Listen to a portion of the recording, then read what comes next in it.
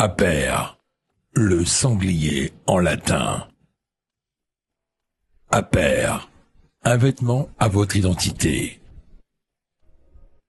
Avec Aper, sortez des marques woke.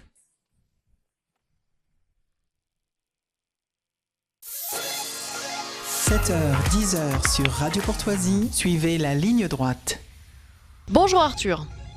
Bonjour Maude. Je suis toute oui. Alors, je voudrais revenir sur la déclaration de Mme Jeunetet, la future ex-ministre de l'Éducation nationale. On en a parlé je un peu ce rappelle le matin. contexte. Allez-y. Donc, il y a le programme d'éducation sexuelle et affective à l'école qui est en cours d'élaboration. Mm. Et là, il y a du rififi sur la ligne, parce que dans le texte, il y a une vingtaine de fois le mot ou l'expression identité de genre. Donc, ça fuite. Et là, vous avez Alexandre Portier, ministre délégué chargé de la réussite scolaire et de l'enseignement professionnel, donc qui bosse avec Jeunetet, qui est LR. Pour une fois qu'un ministre LR est courageux, on va pas s'en priver de le rappeler. Et donc, il déclare que le mot sera supprimé parce que la théorie du genre n'a pas sa place à l'école. Et là, le lendemain, donc la ministre se fâche tout rouge et déclare la théorie du genre n'existe pas. Donc encore un bel exemple de mythomanie compulsif. Donc la théorie du genre n'existe pas, comme du temps de Najat avec les ABCD de l'égalité. Même process, même mensonge. Alors les élites n'ont pas appris grand-chose, mais ils ont retenu une phrase là, quand même depuis une trentaine d'années, c'est celle de Bonaparte, la répétition est la plus forte des figures de rhétorique. Donc ils l'ont appris sur le bout des doigts. Et donc, le C n'existe pas, on l'a eu avec l'insécurité, avec l'immigration, avec le wokisme, avec l'islamo-gauchisme. Sauf que tout ça, ils sont pris tellement le réel dans la tronche qu'ils ont plein de marques et au bout d'un moment, on peut pas les cacher. Mais il y en a un qui résiste encore et toujours, comme le village Astérix, c'est la théorie du genre. Donc ça n'existe tellement pas qu'on y trouve donc le concept d'identité de genre une bonne vingtaine de fois dans le texte. Alors pour se défendre, Madame Jeunetet a eu la bonne idée de se tirer une balle dans le pied en citant Beauvoir, on n'est pas femme, on le devient. Donc, Mhm. quiconque a étudié un peu la question connaît parfaitement la généalogie de la théorie du genre, qui n'existe pas parce que c'est pas une théorie. Ça commence en Beauvoir et ça finit en Butler. Le principe, c'est la réalité n'existe pas, seul le langage compte. Donc, dire je suis une femme ou je ne le suis pas, ça suffit pour vous sponsoriser l'amputation des roustons ou la grève des melons. Alors ensuite, l'autre argument, c'est l'objectif du programme. C'est savoir dire non et savoir ce que c'est qu'une fille, ce que c'est qu'un garçon.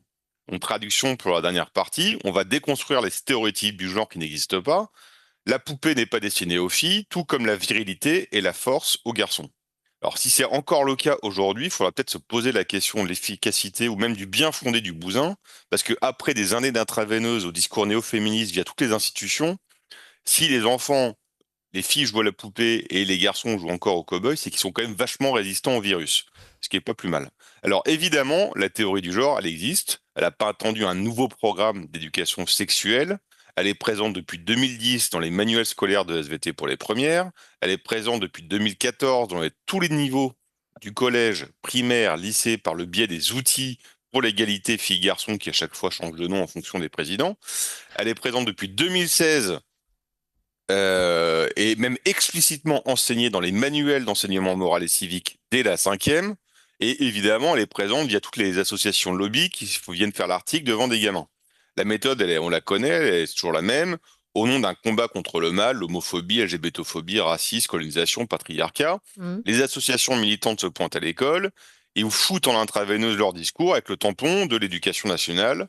Et comme ça, l'idéologie, elle passe crème. Et le principe, il est assez marrant parce que si vous écoutez, c'est parce qu'il n'y a pas assez de droits ou parce que c'est pas assez accepté, il faut en mettre encore plus.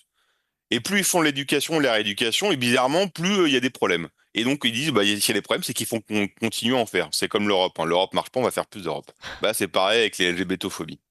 Et le pire dans tout ça, c'est qu'on injecte tellement d'idéologie et des choses contradictoires, parce que si vous reprenez le programme, plus personne n'y comprend, que même avec un GPS progressiste, vous pouvez pas vous y retrouver.